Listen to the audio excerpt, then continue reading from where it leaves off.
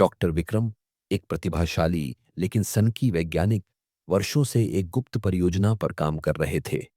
उनका लक्ष्य था समय को मोड़ने का तरीका खोजना।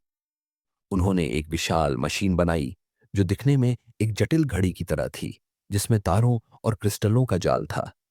एक तूफानी रात, जब बिजली कड़क रही थी और बारिश की तेज बूंदें लैब की खिड़कियों से टकरा रही थीं, विक्रम ने अपनी मशीन को सक्रिय किया।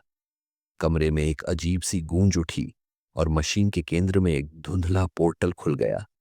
जिज्ञासा से प्रेरित होकर विक्रम पोर्टल में कदम रखा। वह एक अंधेरे, घुमावदार गलियारे में उतरा, जहां समय और स्थान के नियम टूटे हुए लग रहे थे। अचानक उसने गलियारे के अंत में एक आकृति देखी।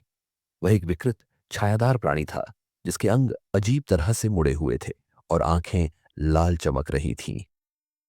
प्राणी ने विक्रम पर हमला किया और वह भागने लगा, लेकिन गलियारा कभी खत्म नहीं होता था। वह अंतहीन रूप से घूमता रहा। प्राणी हर कोने में उसका पीछा कर रहा था। जैसे ही विक्रम की ताकत कम होने लगी, उसने महसूस किया कि वह सिर्फ एक सपने में फंसा हुआ है।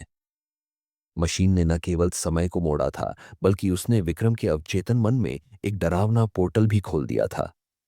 थका हुआ और डरा हुआ विक्रम जाग गया। लैब की रोशनी में मशीन अभी भी गुनगुना रही थी, लेकिन पोर्टल गायब हो गया था। विक्रम ने महसूस किया कि कुछ ज्ञान ऐसे होते हैं जिन्हें कभी नहीं खोजा जाना चाहिए।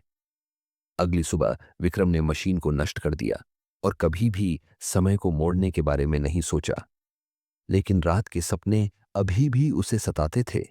छायादार प्राणी की भयानक छवि उसके दिमाग में हमेशा के लिए अंकित हो गई थी।